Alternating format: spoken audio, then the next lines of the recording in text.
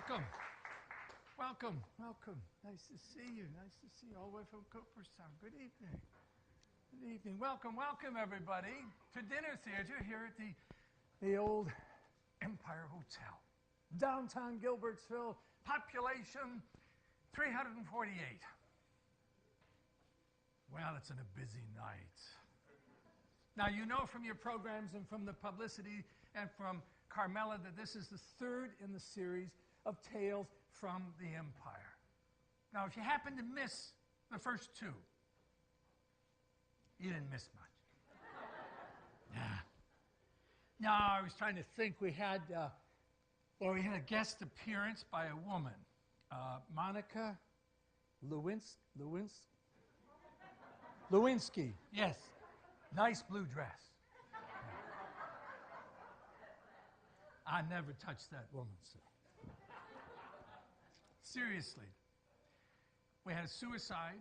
We had a bankruptcy. We had a major theft. We had $15,000 buried in the road in front of the hotel. We had a dog napping. We had a man propelled through that window. No, that one, not this one, sir. That one. Yeah. What else did we have? We had a poet wielding a shotgun, wanting to blow the testicles off of gentlemen. And we had my father sleeping with his sister-in-law, who happened to be my aunt and happened to be a nun. The usual. Boring stuff. Now, tonight, we have saved the exciting stuff for tonight. Ice fishing. A meeting of the Cemetery Association. And garbage collecting. Well, now that I have you on the edges of your seats, let me fill in the blanks around here. The Empire Hotel was built about 1842, we're told. It was a beautiful structure. My parents bought it in 1961. It was in pristine condition, beautifully maintained. It was a thriving restaurant. I was in the Navy. I was 19 years old. I came home from the Navy, and I lived here, worked here behind this bar for about a year. And then I emigrated to New Zealand. Now, and I lived there 8 years. Now, in those days, New Zealand was much more isolated than it is today, because the world had not been shrunk by technology as it has been. And so, in that isolation, I fell out of touch with what was going on back here, and I was pretty busy anyway. I had a big job. I got married. We had 3 children. 8 years after I'd been there, I came home to the Empire with my New Zealand wife and the 3 children for a visit. And what we found was dismaying. Instead of a pristine, beautifully maintained building, we found a disheveled building. The roofing, the boiler, the heating, the plumbing, the wiring, they were all shot. Instead of a thriving restaurant business, we found a kind of a frontier-type saloon serving up hamburgers and fries and being swept out once a month, maybe. And instead of my parents in the mid-50s striving to build a business, we found my mother skittering around the edges of Alzheimer's. And we found my father had grown addicted to betting on horses, Vernon Downs north of here. And gripped by that addiction, he had lost all of their money. Money he borrowed against the hotel and the business. Money my mother had inherited. Gone. His was a life, a world of mostly withdrawals, very few deposits. 10 days before we arrived back, he made the ultimate withdrawal from our lives. 10 days before we arrived, he killed himself.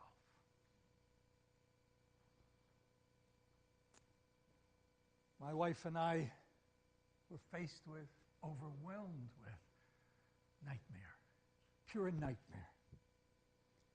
And we felt we had no choice but to stay, to try to protect my mother in her decline, to try to protect my younger brother, Terry, still in high school, and to guide him, to try to rescue the the business and the family from further humiliation. And so ever so reluctantly, we chose to stay and to become hotel keepers. The year was 1970. Now, the Empire in 1970 fairly throbbed with excitement. The ice fishing, Cemetery Association, don't forget the garbage. And, you know, it just seemed only appropriate, given that it was such an exciting place that, well, you know, the Mormon Tabernacle has its choir, and Greek tragedies, Elizabethan dramas, Broadway shows, they all have their choruses.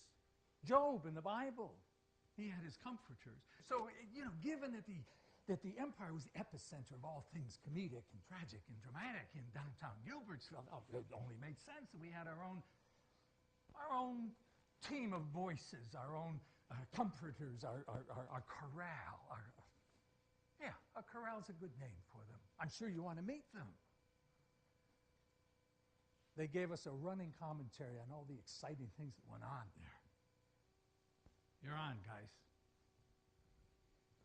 The Empire Chorale.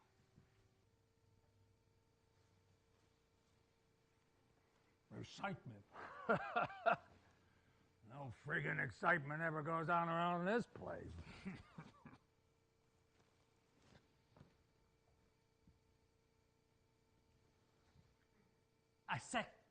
I second that.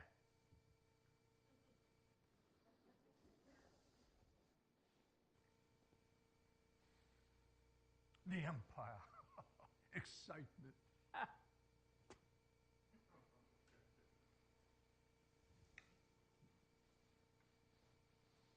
The Empire, where all the world's a stage, and all the men and women merely players.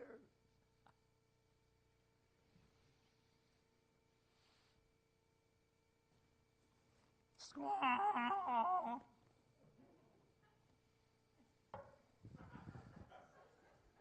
Well, now that you've met them, I'm sure you almost feel you know them by now. I'll get on with these stories. You think that you and they deserve a little more introduction? Yeah, okay.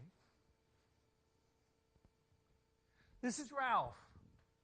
Ralph is our resident curmudgeon. Excitement.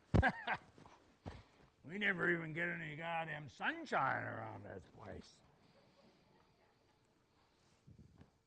This is Eric, the hesitant. I saw sunshine last month.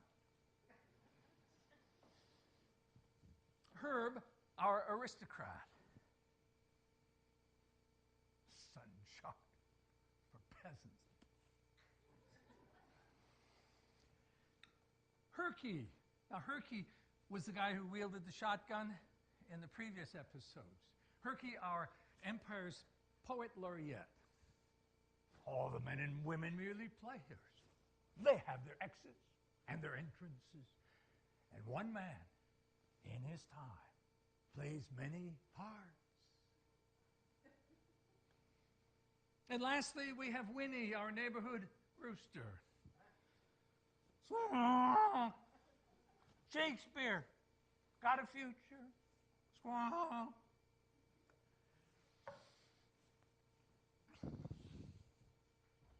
I don't know why he did that. Squawk, snowstorm coming, but he did. Now, if it annoys you, imagine what it did to me. 6 hours a night, 6 days a week. Well, it's experiences like that that have made me what I am today. A patient so trusted by the psychiatric staff, he's allowed out of the asylum for a couple of hours to perform for you tonight.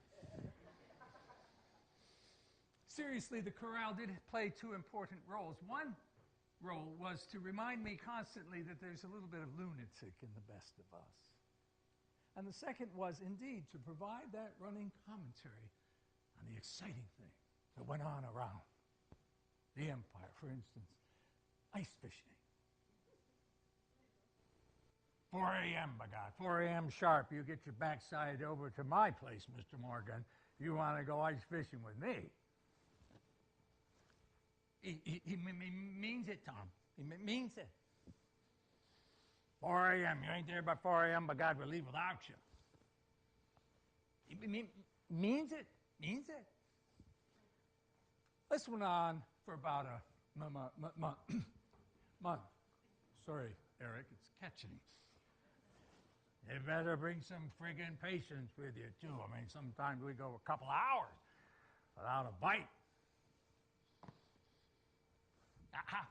Hours.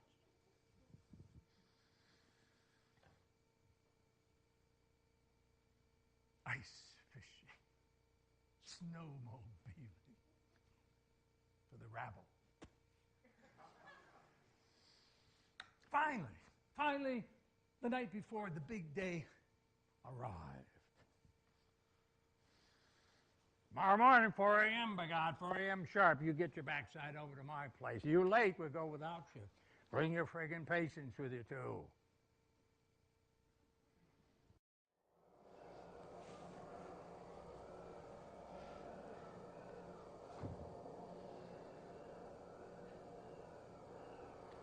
Whew. 4 a.m. Oh, God, it's cold out. 10 degrees for crying out loud. Oh, that wind.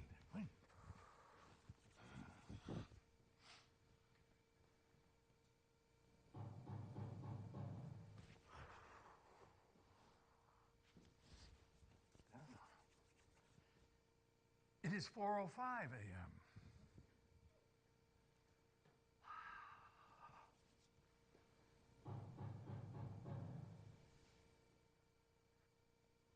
Ralph!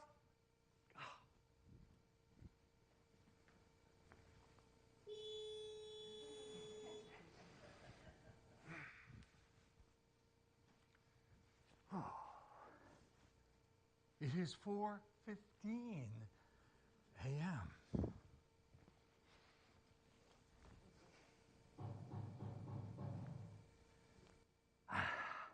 The missus.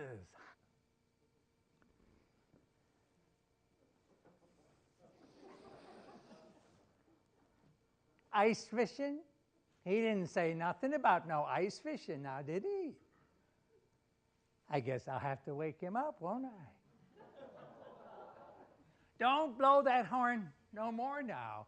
And turn your car engine off. I don't want to wake up the neighbors now, do I? I mean, it's 4 a.m. in the morning, isn't it?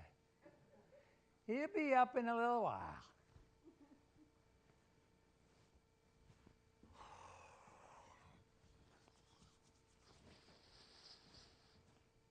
It is 4:30 in the morning. Ralph!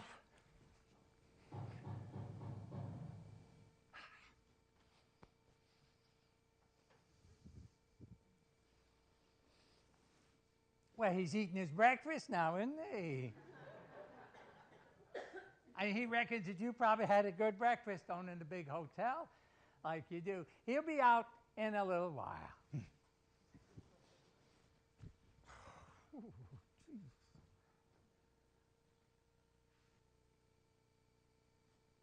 It is 5 a.m. and we are loading up the vehicle. No, I lied. I am loading up the vehicle. I got a bad back. Bad back, I can't carry nothing. Now you're going to have to do all the lugging. Get that auger. That's heavy. Put that in there. Be careful.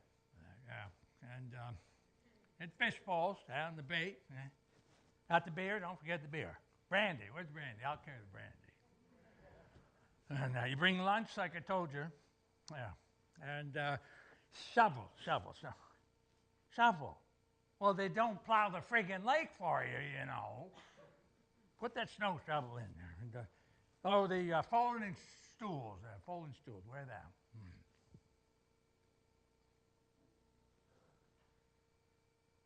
It is 6 a.m. The Shackleton expedition has arrived at the frozen lake 10 miles north of the Arctic Circle.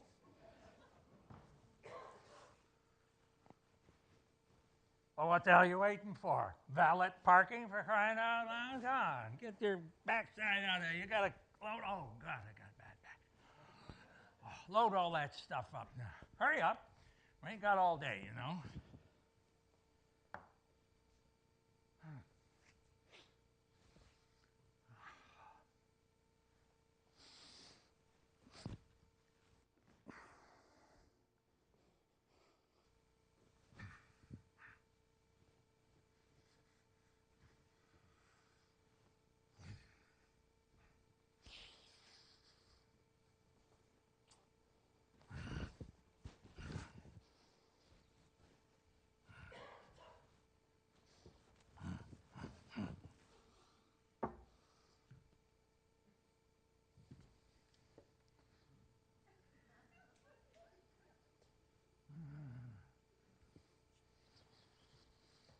Well, you go first. You got bigger feet. You can tromp down the snow for me.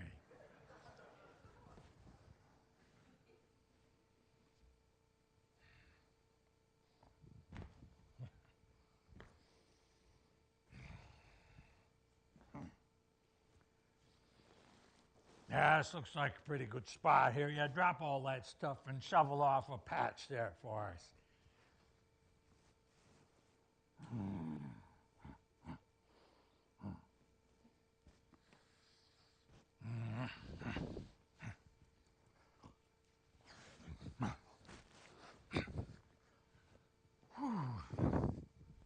Oh, hurry it up.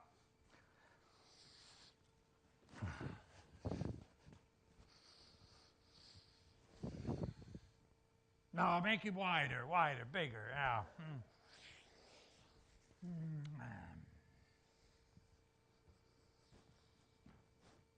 I don't like it here.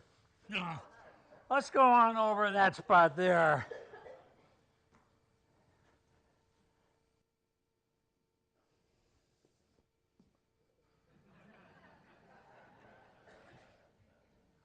Yeah, this is good. Yeah, you got that shoveled off just about right there. Where's my folding stool?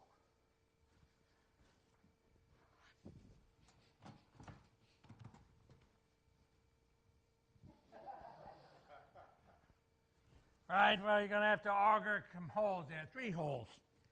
Yeah, 5, 6 feet apart. Yeah. You ain't tired already, are you, for God's sake? I'm the one with the bad back. It is 7 a.m.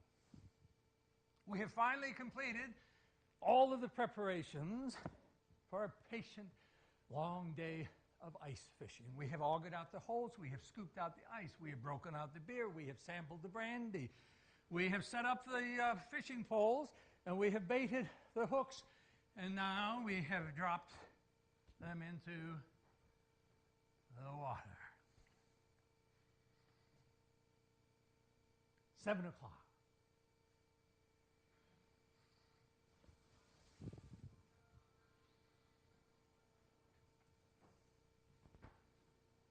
I didn't think we had any reception out on this lake.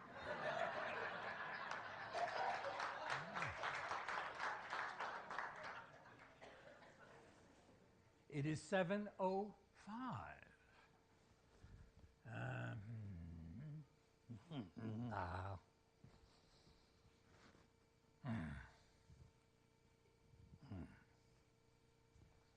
It is 7:10.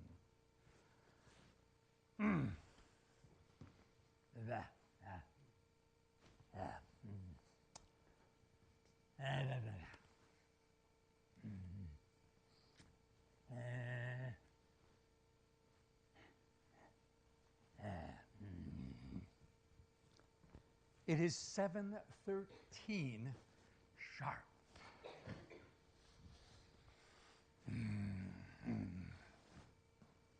There ain't no fish in this friggin' lake. Come on, let's go home. I'll take the brandy. Among the sins perpetrated at the Empire was gambling. right here in downtown Gilbertsville. There was betting on poker, there was betting on the pitch games, and we had a very special form of betting.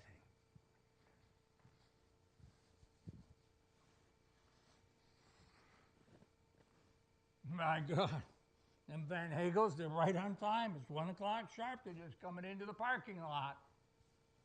Right, gentlemen, the betting window is open on Mrs. Van Hagel. Put my dollar on 3 minutes. I never win nothing around here.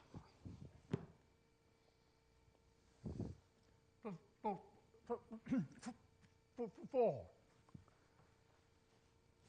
You want 44 or 4? Careful now. Right, we got 3 minutes, we got 4 minutes. Winnie, are you in? Squawk. 7, squawk. I got 7, we got 3, we got 4. I'll take 5. The betting window is closed. $4 in the pot. Mrs. Van Hagel.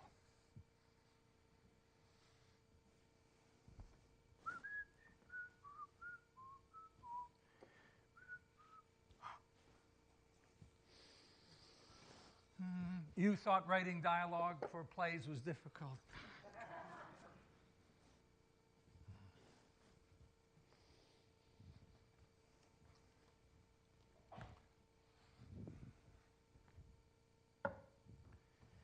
I won't make you wait the full length of time here. 8 minutes, we do not have a winner. The $4 goes into the next pot. I'll be back shortly. The Van Hagels were a sweet, sweet couple. They were elderly, they were aristocratic, and they were given to habits. And one was every Tuesday, every Friday, 1 p.m. sharp, they would roll into the parking lot and they would sit there. They wouldn't even talk to each other. They just sit there for a length of time. And today that length of time happened to be 8 minutes. After sitting there, Mrs. Van Hagel would exit the car, would walk across the front porch of the Empire, and enter the liquor store. And hearing the buzzer, I would march down the long hall, out onto the porch. The reason it was set up that way was the State Liquor Authority required, for some unknown reason, that the door to the liquor store must face the street. So out the door I would go, onto the porch, I would acknowledge Mr. Van Hagel, still sitting in the car, and I would enter the liquor store. Good afternoon, Mrs. Van Hagel. How are you today? How can we help you?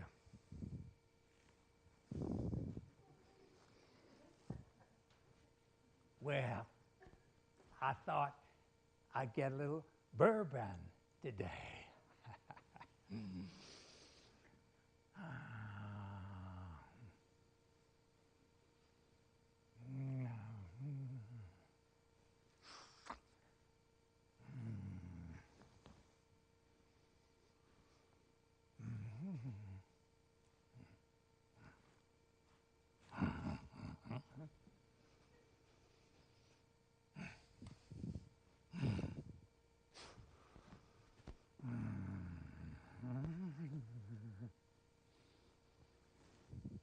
Ten minutes. It would take that sweet woman to make these weighty decisions. She only drank bourbon. She only drank one brand of bourbon. So the only decision she had to make was whether she was going to get 3, 4, or 5 bottles. We would ring them up, and I would carry them out to the car. Good afternoon, Mr. Van Hagel. How are you? Mrs. Van Hagel, thank you. We'll see you soon. Back down to the tap room. Right, gentlemen? The betting window is open on Mr. Van Hagel. Put my dollar on there 4 minutes this time. Never win nothing around here. The one after 4. We got 4, we got 5. Winnie? Squonk. 7, 7 again. Squonk. 7, 4, 5. I'll take 8. Betting window is closed, gentlemen. $8 in the pot. Mr. Van Hagel.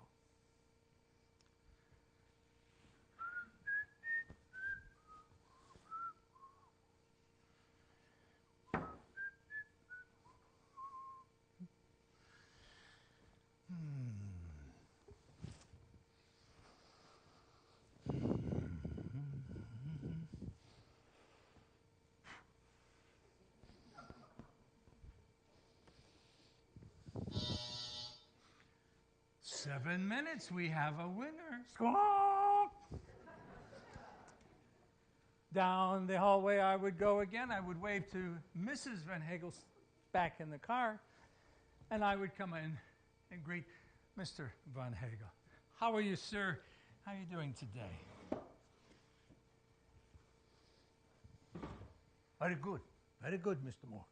Now, Mr. Van Hagel was much more efficient, much more deliberate. However, he did have a couple of idiosyncrasies, and one of them was he always insisted on doing his own totaling up.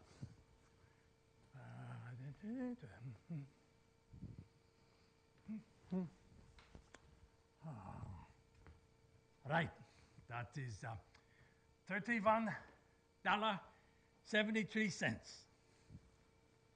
Mr. Van Hagel, $31 is fine. Don't worry about the change. No, you're a small businessman. No, $31.73 it is. It's 10. That's 10. 20. That's 10. 20. That's 10, 20, 30. 10, 20, 30.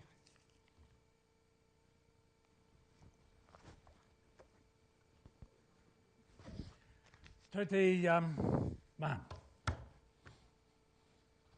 That's good. That's good, Mr. Van Hagel. $31 is perfect. No. I always bring the change, you know that. I'll see. 25.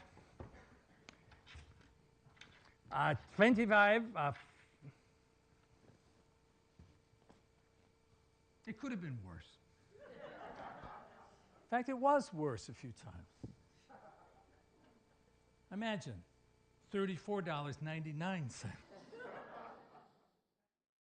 And then we had our Bert. Now, before I tell you Bert's story, I want to warn you, we're going to employ some high-tech time travel technology. But I'll get back to that in a minute. Bert was a regular in the tap room. Bert had an accident. He was driving down by Meadow Brook, where the road is dead straight and pretty wide, and there's a very wide shoulder, and there happened to be a van parked off the road. It just barely had its tires onto the road. It was 99% onto the shoulder. It had its four-way flashes going, and there was the driver in front of it checking out the damage because he had just struck a deer. Well, Bert did not see the van, and he plowed into it, propelled the van forward, bowled the man over, broke his leg. Now, the time travel technology. Now, don't try this at home. Okay. We want to show you the passage of time with Bert. So, every time we lower these lights, an entire month will have passed on this very stage. For real. Don't get caught in the light, because you'll age prematurely. But we're going to show you how it works right now. I'm going to ask our high-tech technicians. There. An entire month has passed on this stage. You don't believe me? When I came out here, I didn't have this beard. It's a month's growth. Now, the story of Bert. That was my fault. My fault entirely. I never seen that friggin' van. I don't know why. I got good eyes, too, but no, he had them flashes going. I feel sorry for the guy. And I broke his leg and all that. It's my fault. My fault entirely. Well, he's suing us, of course. I can't blame him. Can't blame him. I mean, it was my fault. I plowed into him. Mind you, standing in front of your vehicle after you knocked over a deer, that's none too smart. Not when there's a car coming, no. He was half on the road. Only half off. Now the road's none too wide right there. He had plenty of room off the shoulder. And deer or no deer, he should have got that vehicle off the road. Yeah, I just stupid, irresponsible. Maybe he had them flashers on him, maybe he didn't. After I plowed into him, there wasn't nothing flashing. Half on the road he was. Yeah, he was only half off the road. Now, the road's plenty wide down there. He should have got off the road. I mean, just because he hit a deer, that don't mean nothing. He should have been off in there. And as far as standing in front of it, well, that was just a dumb thing to do. The sun. See, the sun was setting. God just blinded me. Any man alive would have seen that van, not with that sun the way it was. Now, he should have known that. I mean, that's probably why he hit the deer. My lawyer says that maybe we got grounds for a countersuit. Yeah, I mean, him parking in the middle of the road like that with no flashers on, standing in front of it, he's just irresponsible. Why? I had no more to do with that accident than you did. Crazy bastard leaves his van in the middle of the road with no blinkers on, standing in front of me, just totally irresponsible. I think I'll have another beer. Even with all the excitement thus far, I'm sure you're itching for me to tell the story of the Cemetery Association. Hang on to your pews. Raymond was a farmer. He was retired. He was cunning. He was crafty. Raymond, for something to do in his retirement, headed up the Cemetery Association. Now, the association had no office, so Raymond got into the habit of collecting the mail for the association, bringing it up to the tap room, having himself a whiskey, and conducting the affairs of the association right here in this booth over here. Not that booth, sir. No, this booth. Can you try to keep up? This was the official Butternut Valley Cemetery Association booth in the tap room of the Empire Hotel in downtown Gilbertsville, and this is where Raymond conducted the Cemetery Association business. Wow. Vault Company. Trying to shaft us, by God. Raise the delivery charges with no prior notice. Where's my letterhead? Where's my pen, by God? We teach them we ain't a bunch of country bumpkins around here. Contract's a contract, by God. Okay, what else here? Jason. And put in for his regular 40 hours.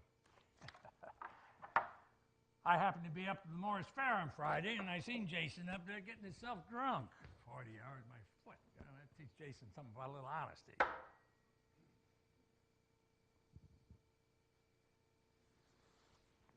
Yeah, there's somebody trying to screw you all the time, Raymond. Somebody trying to screw you all the time.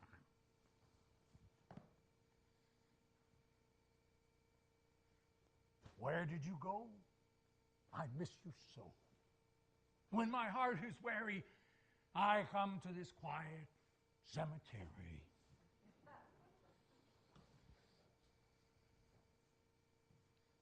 Strong. On the lone prairie.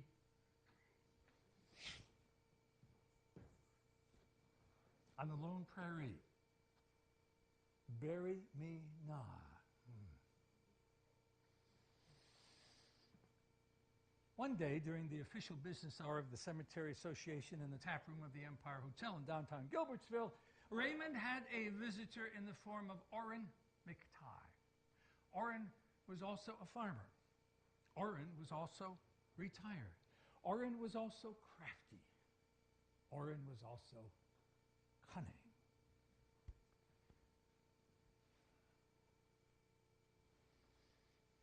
Raymond, Raymond, why the hell won't you listen to reason, for God's sake? This is good topsoil. Good topsoil, is it, Orrin? Well, coming from you, it's probably got a few rocks in it, but Orrin, I know you too well. Ain't never going to be, Cemetery Association always needs good topsoil, but there ain't never going to be no money and no budget for no topsoil from Orrin McTighe. Now get on your bicycle and get out of here. Raymond, how many times I got to tell you this is free topsoil? How can you turn your back on free topsoil? Free, is it, Orrin? Free. Orrin, how many years have I known you? You ain't never give nothing away free in your lifetime. You want to charge for the time of day, for God's sake. Free my foot. Free my... Get out of here. Guaranteed, Raymond, guaranteed, I swear on my mother's gravestone. This is beautiful topsoil. There ain't a stone or rock in it. You remember, sold my farm and built the new house down on the river flat. Well, I had to dig a foundation now, didn't I? That's beautiful river flat, loamy topsoil. There ain't a rock nor a stone in it. Ain't a rock nor a stone, eh, Orrin? Well, how come you're giving it away then, you old snake? I got to. It's the missus. The missus says, get rid of it. Get rid of it. She looks out on it every day. Well, now, by God, she's up to stakes.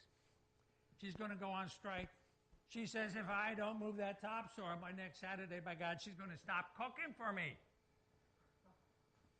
Means it, Orrin. Means it. Damn right she does, Eric. She's a stubborn old woman. I got to move it. I can't even cook a hot dog, Raymond. I got to move that topsoil. I got to move it. I don't know, Orrin. You know, I can't trust you as far as I can toss you. You're just a sneaky old bastard.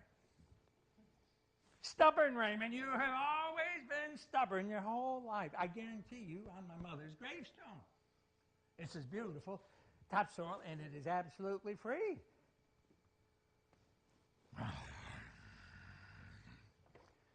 I don't know. I just don't know.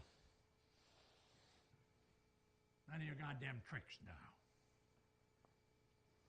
Raymond, this is beautiful topsoil. Beautiful. Your committee is going to think you are a wizard. My judgment tells me no, but swear on your mother's gravestone. I swear on my mother's gravestone.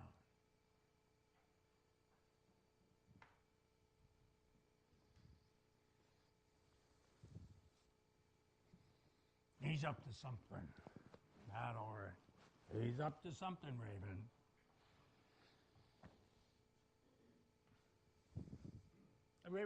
Raymond, when you plant me, no stones.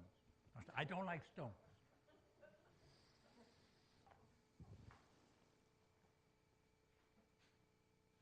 Cremation is really the only way. Cemeteries, tombstones, memorials, mumbo-jumbo services, pagan rituals.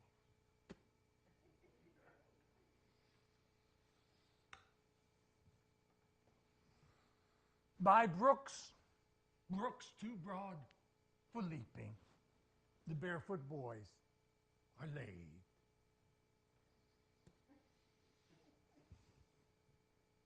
Squawk, sneaky devil at Orrin. Squawk.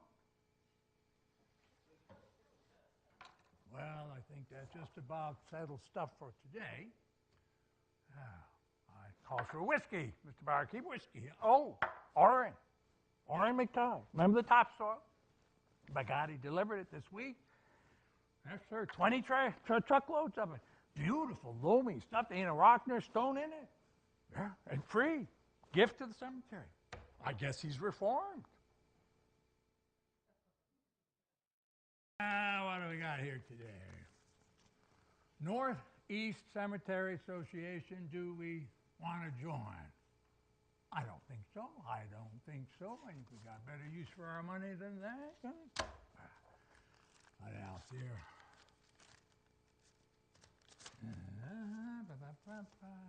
New York State Agricultural Department. Blah, diddly, blah, diddly, blah. Animals grazing on the premises. You think them Albany Democrats got enough to stick your nose into, the bureaucrats up there? By God, animals grazing on the premises. What do we got here? Orrin McTighe. I got it to Bill. You heard him swear on his mother's gravestone. Oh, wait a minute. Hold off the posse. Yeah. 20 loads of topsoil, no charge.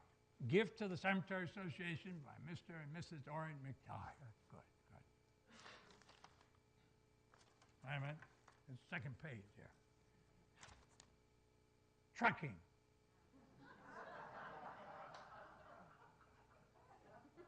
$100 per truck, 20 truckloads, $2,000. My God. That's...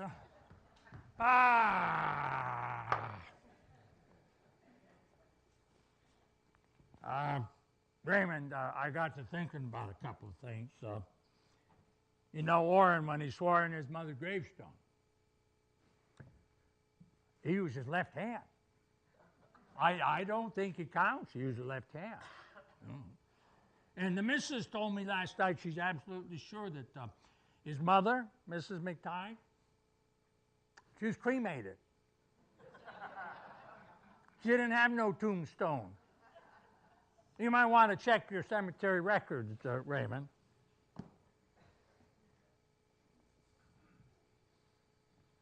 Yeah, that's a good idea, Ralph. I got another good idea.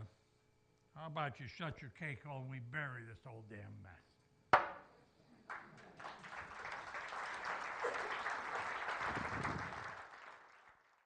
Sometimes the tap room of the Empire Hotel also served as a classroom. One of our customers was a professor, Keith, from the State University. He was a professor in psychology.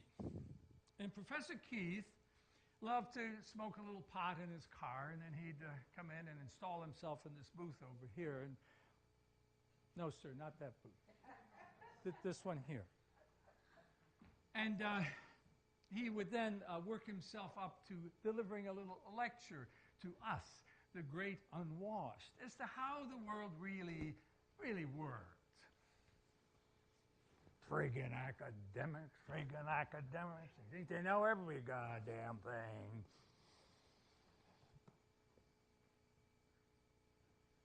Well, it is nice to know that someone else in the provinces reads a book now and again.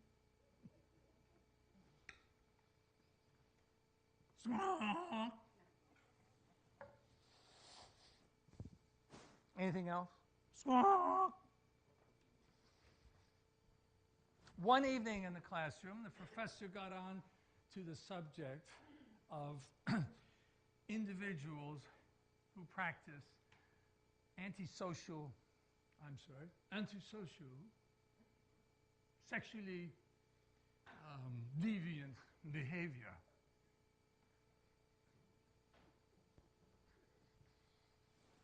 Freaking perverts, that's what they is. They're perverts. That evening, we had a visitor in the form of Caroline. Worked in a local factory. She's about 52 years old.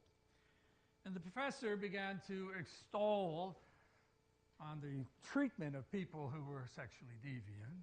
He said, you know, the only treatment that has been effective at all has been compassion and understanding and careful personality analysis and then treatment based on that analysis.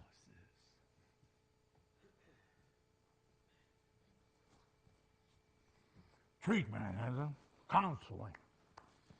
Knuckle sandwich upside the friggin' snot locker. That's what they need.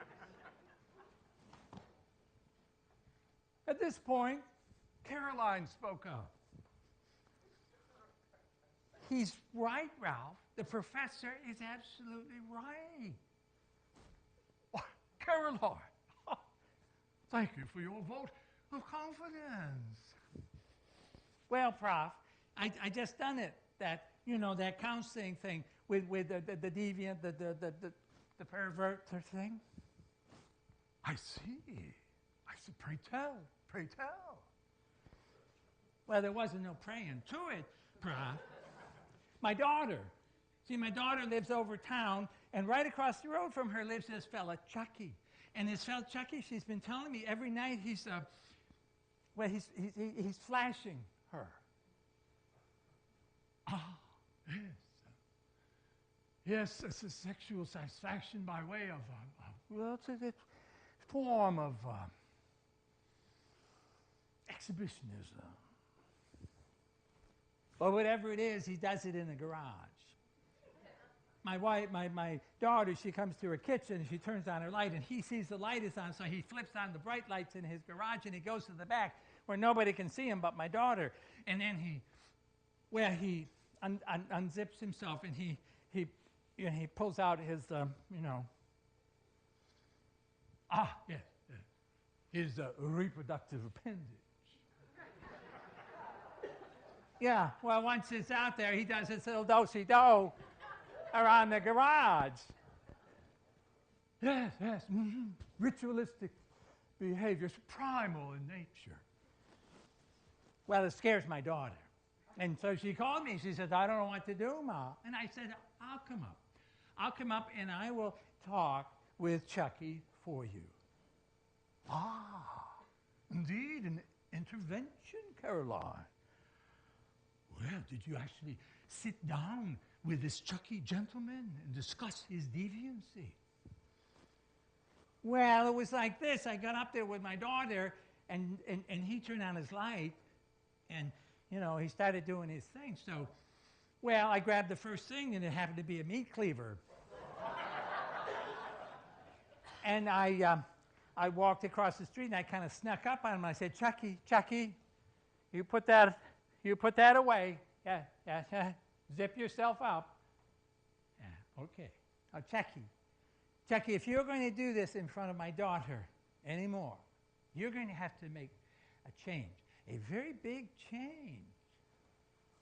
Oh, a change, Caroline, a change. Yeah, Prof, I said, Chucky, you're going to have to make this big change. You do this in front of my daughter anymore. And I drove the meat cleaver about 2 inches into his workbench. You're going to have to change your name to Stumpy. Ooh. Indeed, most unorthodox, Caroline. Did it have the desired effect? Well, Prof, I don't know about that, but I know if he does that dancing anymore around in his garage, he's doing it with the garage door closed.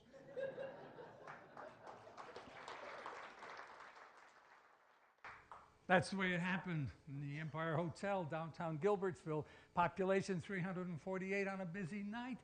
We're going to take a short break here. If you think that these episodes took your breath away, don't forget, we still have the garbage in the next act. See you then.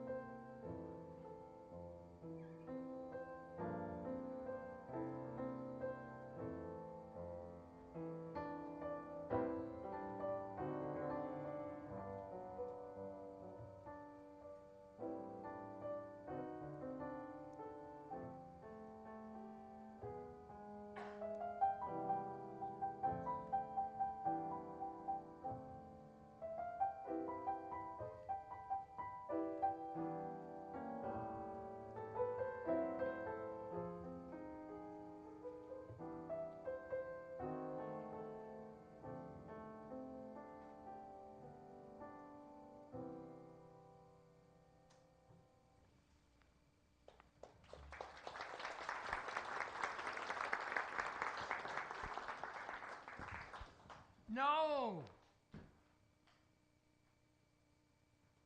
No. No, no, no, no. No. It was the season of no's at the empire. Before I get into that, could I have a little conversation about sex? Sex. Well, specifically the sexual revolution. You know, it took place in the 60s. Maybe you can tell me about it. I missed it. I missed the whole thing. I didn't even have a note from my mother. You see, it took place in the 1960s, and in the 1960s, I was in New Zealand. And it was isolated, and the culture in New Zealand was 10, 15 years behind the culture in America and in Britain in those days. And, you know, the damn thing was taking place here, and they were throwing their bras off the London Bridge. They were building maiden-form bonfires on campuses. Yeah. 36 double C, ma'am, in the big fire over here.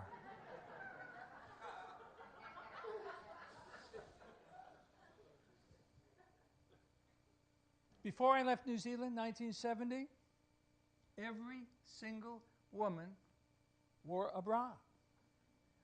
It's a small country, I checked. I called all my friends, they called all their friends. The first time I saw a woman in public without a bra was on my way home at Heathrow Airport on the way back to the States. First time. I still have a scar from the pillar I ran into.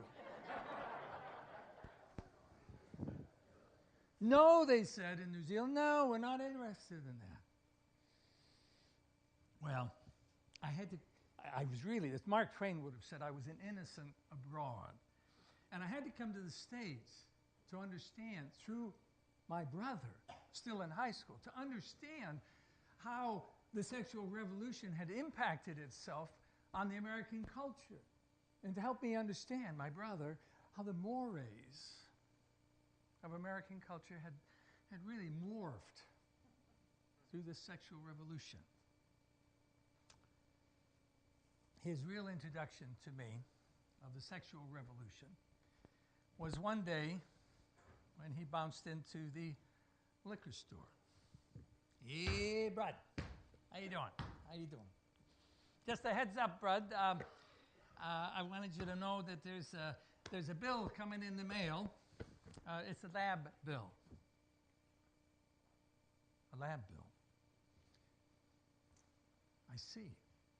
And I had actually, even before I get fully into this, I had to absorb this I see stuff because Terry was only 18. He was just going into his senior year in high school when our father killed himself, and I arrived back here. And I tried to fill that vacuum for him. I tried to play father to him. Well, if you're only 29 years old and you're trying to play father to an 18-year-old, you got to do some acting. I mean, you cannot behave as you normally would as an older brother. You can't say, you did what?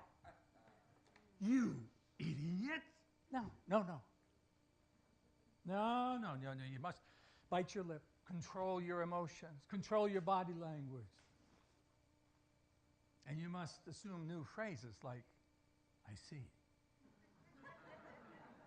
I see, Terry. I'm curious. How many cans of Ready Whip does it take to fill up the principal's car? Well, as I say, his full introduction to the sexual revolution came when he bounced into the liquor store and he told me about this bill. And I said, something I should know? He said, yeah, it's a VD lab. No. He's only 18. He's got VD. It's probably his first encounter. Something I should be aware of? Yeah. I got a dose. I stopped to see Doc McSweeney, and no. No, in a village of 348 people, you do not go see Dr. McSweeney when you have VD. His wife sends out headlines by the hour. Bulletin, bulletin! Terry Morgan from the infamous Empire Hotel has got a dose of the clap. Details at 11. I see. Well, you know, Terry, I never experienced that kind of, but it used to be that doctors were required by law to, you know, to ask you who your most recent sex partner were. Yeah, he did. Well, I told him. Could be anyone, 10. No, 10?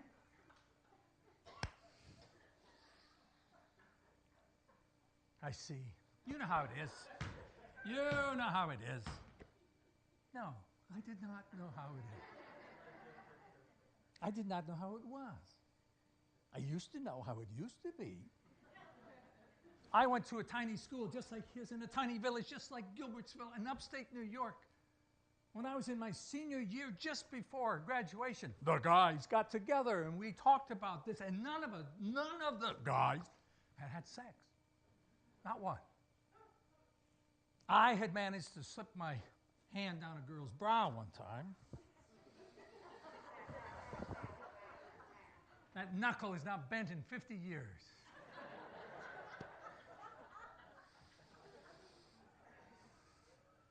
I see, Terry. Well, listen, I'll keep an eye out for the bill, and when it comes, we'll take care of it. Don't worry, you don't have to pay it. Hey, Brad. Look, could you talk to Brucey if Brucey stopped in to see you? Yeah, Brucey? Sure. What's up? Well, you know, he hasn't got a father, just like me. He needs somebody, you know, older, fatherly-like to talk to sometimes. Yeah, sure. Sure, we'll send him in. You know, nights in the liquor store are probably best. Brucey was in Terry's class. And Brucey had also lost his father to suicide. And in fact, I think Brucey had actually discovered the body. And I had a soft spot for Brucey. So one night, I think it was the second night of a Christmas vacation, Brucey stopped in to see me. And after a few ums and ahs and perspiration rolling down his young brow, he confessed to me that he had got his girlfriend pregnant. I see. Martha, his longtime girlfriend. My head reeled. Now, what would an older, wiser, battle-scarred, fatherly type figure ask? What would he say? Quick. His mother. Have you shared this with your mother? You haven't. No, don't. I think, no. She's a sweet woman. It'll crush her. No, don't. Just between you and me. Yeah. And what else can I? College. What's this going to do to your college? You're not going to go to college. You're going to scrub. Going to get a job. Factory. Going to marry the girl because she's pregnant. Boys and girls, this was a long time ago in America. Used to be that when girls got pregnant, they sometimes thought of getting married. I see. Wait a minute. If Terry could have sex with 10 women in a month. Bruce, you're sure that you're the father? I see. The only one. She was a virgin. Abortion? Well, after an hour of calm, gentle counseling, with reassurance and encouragement, I wrapped a fatherly arm around a young man, and I showed him into the night.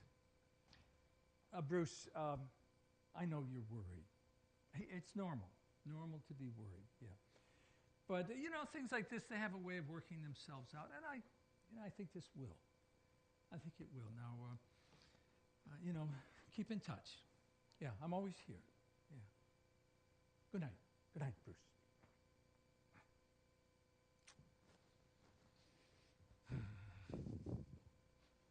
You idiot. I'm too young. I am too young to play father to these teenage Casanovas. Hey, Mr. Morgan, it's Chaz. How you doing? How you doing? I'm good, Chaz. What's up? Oh, well, Terry said that maybe I could get some advice from you. Thank you, Terry. Actually, I didn't mind, because Chaz had also lost his father after a fashion. His father had had a mental breakdown. Chaz was in the same class as Terry and Bruce. Yeah, what's up, Chaz? Well, I screwed up. I screwed up big time. See, I got this girl pregnant. In case you didn't hear it, pregnant. I see. What is it with these guys? Why couldn't they just have kept to filling up the principal's car with ready whipped guys? I see, Chaz. Well, she's not my regular girl. I mean, I go out with her, but she goes out with this other guy most of the time. But she's never let him touch her. It's only been me. I wonder why the number 10 keeps floating across my radar screen there. I see, Chaz, I see. Well, tell me a little more about it. Well, it's Martha. Brucey's girl. No. Martha. On the second day of Christmas, my Martha gave to me 2 boys a-stewing and a partridge. Oh, God, there are 10 more days of Christmas left. Well, at least I knew the questions to ask. Your mother, you've been talking? You haven't. Good. No. Let's keep it between you. She doesn't. Yeah. In college? You're going to scrub college. Job in a factory. You're going to marry the girl. Long time ago. I see. You're sure now, Chaz, that Brucey is not the father? I see. Never let him touch her. Yeah. A virgin. Immaculate conception. Abortion? Well, after an hour of gentle, calm counsel, encouragement, and reassurance, I wrapped an fatherly arm around the young man, and I showed him into the night. Chaz, I know you're worried. Hey, it's normal to be worried. Yeah. But things like this, they have a way of working themselves out. And I think this one will. I think it will. Now listen, don't be a stranger. Yeah, I'm always here. Yeah. Good night. Good night, Brucey. Chaz.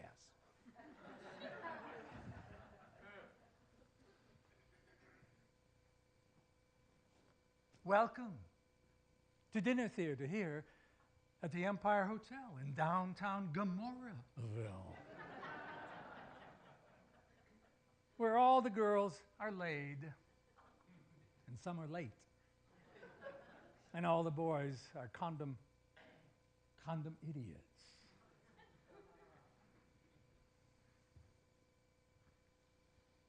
Brucey never returned. Chaz never returned. Martha remained slender.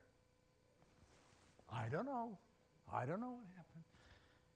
But like a wise, grizzled, battle-scarred, fatherly type, I never damn well asked.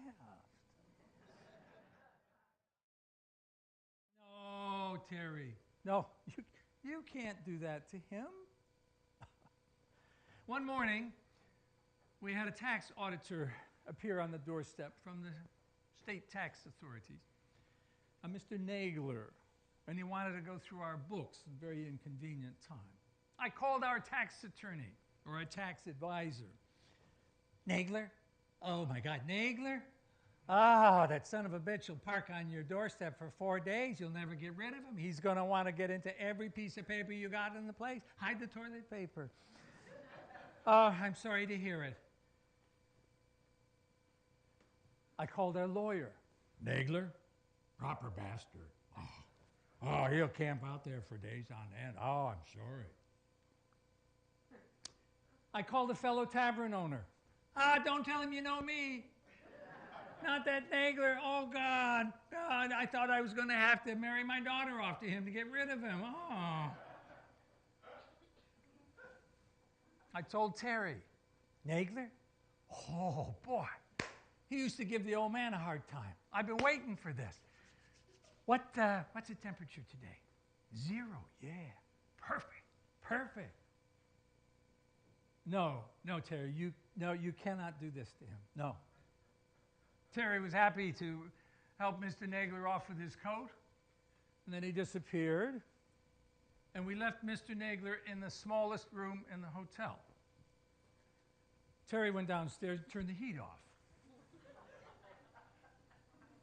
2 hours later, a quaking Mr. Nagler with frost on his breath gave up and said he was finished with the audit and went away.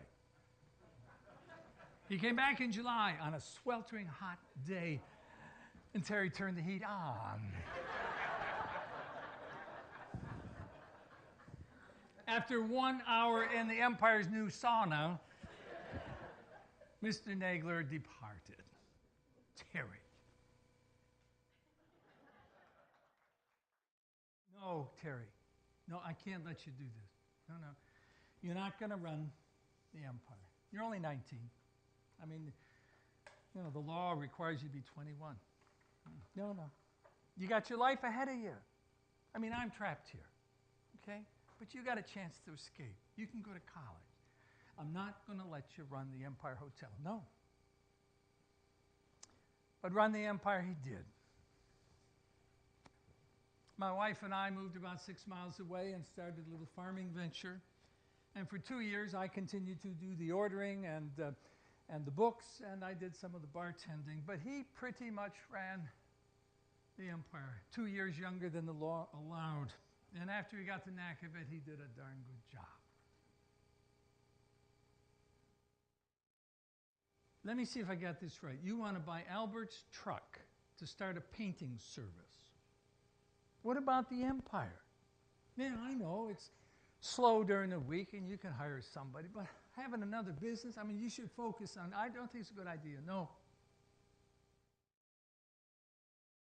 First, the painting business, now a backhoe. I know, the hotel is doing great. Yeah, I'm the first one to admit that I was wrong about the painting business. But a backhoe? You don't even know how to run a backhoe. No, a bulldozer.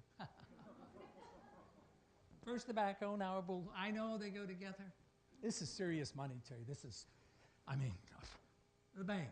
Well, the bank has been known to make some pretty stupid loans at times. You know, Terry, just because Gordy wants to sell his septic truck and his septic business, that doesn't mean that you have to buy it. I mean, you got too many irons in the fire. God, I mean, how about the hotel? Now, excuse the pun, but this idea stinks. How much money? For how much land? That's a lot of money for a couple of ugly acres. Yeah, I know, it's got a gravel bank. And I suppose it's worth some money, but somebody's got to buy the gravel, and there isn't much going on around here. No, I think this is a poor use of your money, Terry. Bad idea. Let me try to get this straight now. I've fallen behind. You got 2 backhoes. You got 2 bulldozers. No waiting. 2 dump trucks. Septic truck. And now you just absolutely have to have an excavator. No, I don't think it's a good idea. You got too many loans out there. What the hell does an excavator do anyway? Another business. A Roto-Rooter franchise. Yeah, I know it fits in with the septic. And, yeah. Terry, this is a lot of money. You got to put money up front. You got to make a monthly payment. You got to keep up a quota. No, this is not. You got all these businesses. And what about the empire? No, this is not a good idea. No. Trophies. You're going to make trophies, for bowling and basketball. Huh? Something to do in the winter. Oh. That's a lot of inventory. That's a lot of money in an inventory, and you got a lot of competition. You don't know who's going to order what, and you can be left over with a lot of stuff. This is not a good idea, Terry. No. Apartment building. Huh. Oliver Hall. There's a good reason why Oliver Hall is so cheap, Terry. It's falling down. It's decrepit. It's Neanderthal. It's barely a level above a cave, for God's sake. What kind of heating? Coal. 1920s. I don't even know if you can buy coal anymore. Bad idea. Terrible idea. While Terry was floundering with one success after another, his older, wiser, battle-scarred brother had invested his money in a farming venture which failed. And then my wife ended up in the hospital for 5 weeks, 2 major surgeries. We had no health insurance. We had no Social Security, disability. We had no workman's comp because we had worked for nothing at the Empire and therefore had made no payments. And one night in Cooperstown, playing basketball, I broke my right arm and my left arm. And I absolutely mangled my elbow. We were stony broke. We had 3 children to feed and to clothe. We had mortgages to pay. We had no means of employment. We couldn't work. The words distraught and discouraged and depressed don't even begin to describe how low we felt we had gone. A garbage truck. You're going to start a garbage business. Oh, Saturdays. Oh, I'm sure there's plenty of money. Yeah. Yeah, I know. Business stinks, but it's always picking up.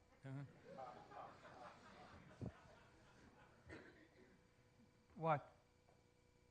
Moi? You want me to help you pick up garbage? No. No. Never. I am not a garbage man. Terry, 2 years ago, I was an executive. I carried a briefcase. I went to work in pinstripe suits and beautiful shoes. I know that was then. I know it'll be good for my arm. I know I need the money. I can't do this. Don't ask me. I mean, what's my family, my kids going to say? Dad, the garbage man? I can't do this, Terry. Don't ask me. Terry was ever sensitive to his brother's feelings. He very soon brought over an oversized pair of coveralls and ordered me into them. And he taught me to be a garbage man. He taught me to swallow my pride. He taught me that all work is honorable, and he reminded me that there is dignity in labor. And he taught me how love can flow from one brother to another. No, Terry, no, I can't take all of that money. No, I know, it's beautiful cash, as if the IRS gives a damn about me. No, listen, you provide the truck. You work alongside me. I'm not even entitled to a third of it, Terry. No. Well, here's how it is, Brad. You're going to take every penny. Every penny. Your kids need it. Your wife needs it. you needed. You know, you guys came along and you rescued us. You rescued the family. You rescued the hotel. You rescued the empire. And you didn't take no money, and now you're in trouble for it. It's about time we paid you back a little something. Besides, how can I ever thank you for all the wonderful advice you've been giving me on my businesses, eh?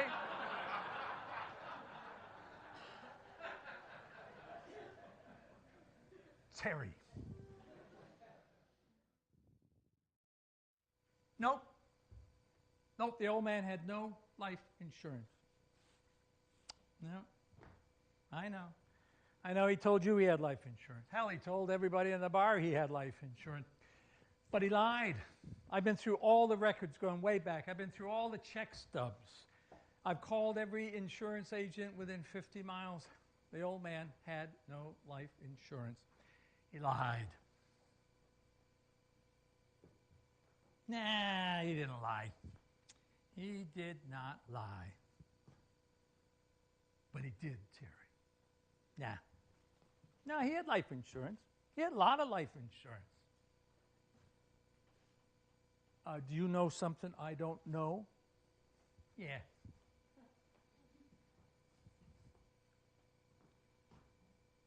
He had you.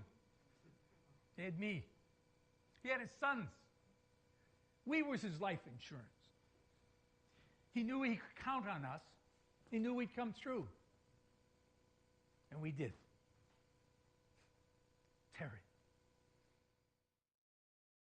Over the next couple of years, we got back on our feet. I was allowed to retire from the garbage business. I got a good marketing job. Terry continued to grow his many ventures. He met and he married wonderful Jane. I had 2 children. And they managed to lease out the empire, and they bought the beautiful stone house next door that Terry had admired since he was a little boy. And for the first time in his memory, he got to go to bed in a proper bedroom, in a proper home that was not a saloon. No, I'm not going to pay you. Terry had a wicked sense of humor. And, you know, just a couple of episodes can't really do it justice, but I should tell this story because this is pure Terry. As I said, I had retired from the garbage business, but Terry continued to pick up our garbage every Saturday.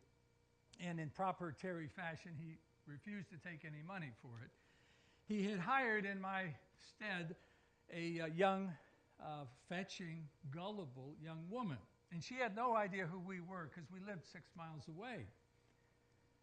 It was her job to collect the money, to go up and knock on the doors once a month. So one Saturday morning, he pulled the garbage truck up to the bottom of the driveway, and he had a little conversation with the young woman. He said, "Look, here's how it is. This old bird up there owes me a lot of money. He's a cheap old bastard. It's a couple of $100 he owes me. Now, I want you to go up there and get some money out of him. So here's what you got to do. It opens that door, you get in that door so he can't close that door, and then you get in his face. Now listen, he's going to tell you all kinds of things. He's going to say, I don't pay. Ha ha, just laugh at him, laugh at him. And he's going to say, but, laugh at him. And then, listen, lately, he has been telling people he's my brother. He's nuts. He's really nuts. Now listen, if I'm offended by that. So if he tells you he's my brother, here's what I want you to do. Now listen carefully. Okay, you got that. Now here's the deal. You get $50 out of this bird, you get to keep it. You get $100 out of him, you get to keep it, and I'll give you another $50. Just the satisfaction of getting money out of this guy. Stop drooling. Bare your fangs. You're a junkyard dog. Go get him. Go get him. Come on. I still got bite marks. She got in my doorway, and I couldn't get her out of it. I said, but, we don't pay for our garbage. Ha, ha, ha. But, ha, ha, ha, ha. I said, but I made a fatal mistake finally. I said, but he's my brother. In that case, he wants you to know But if you don't pay him some money, he's going to tell your wife about all those filthy porn magazines he's been finding in your garbage. Terry.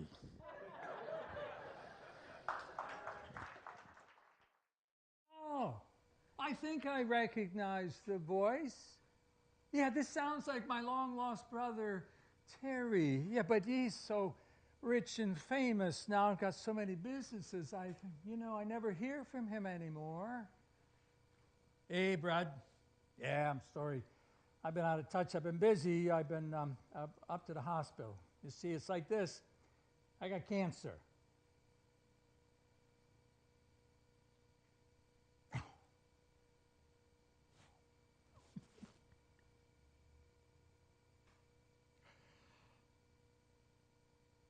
I see.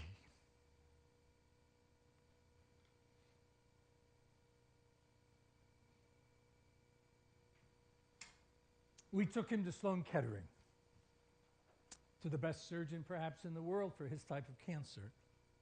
And that bought him 2 years. So for 2 years, we watched him waste away. Extraordinary athlete, extraordinary entrepreneur, irrepressible, most popular man in the valley. Friends by the hundreds upon hundreds. Wonderful husband, wonderful father. He was my business partner. He was my best friend. He was my confidant. He was my son. He was my brother. Every day, I see his face. I hear his voice. I hear his laughter. And every day, I admire once again the joys that he extracted from his romp through life. Ah, but his was a short romp. He died at 36. He was the last of the Morgans to operate the Empire Hotel.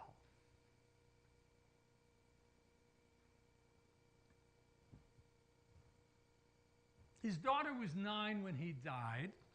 She's 32 today. She was in our audience last night. She has often asked me to write something about her father, for the memories of a 9-year-old are pretty skimpy. For all the writing I've done over the years, I've never written anything about Terry. Very painful to write and very painful to perform. But I'm very happy that she asked me to write it. And so we have dedicated this play to Allison Morgan in memory of her father, Terry Morgan.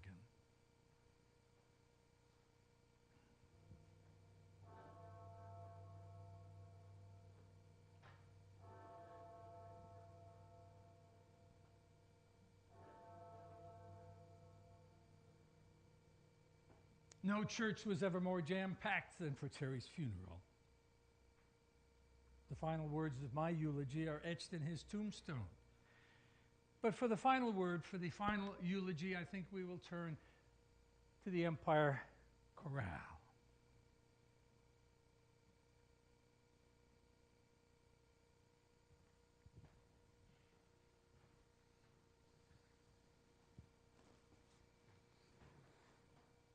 Hell of a guy, that Terry Morgan. Best damn thing that ever happened around this place, Terry Morgan.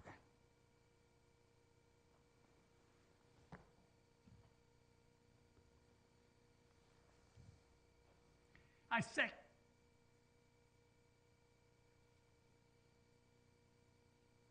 second that.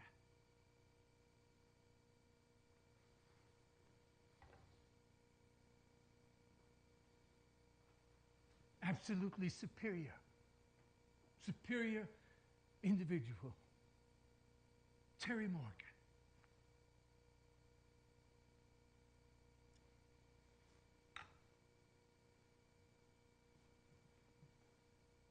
Anybody here seen my old friend, Terry?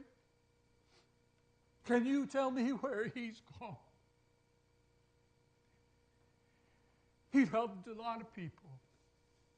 But it seems the good, they die young.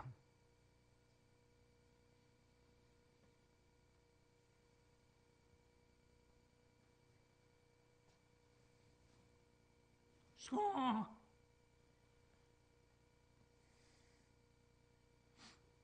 Terry Mark. Squaw.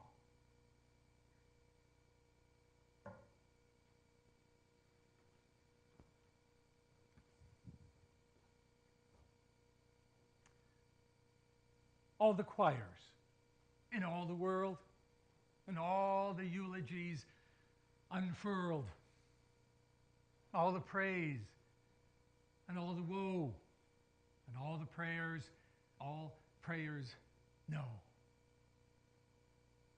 all the tears from all the friends, all failed to bring him back again. Terry Morgan.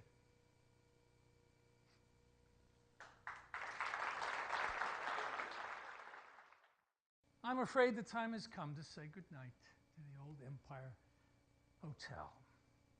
And the time has come to say goodnight to you.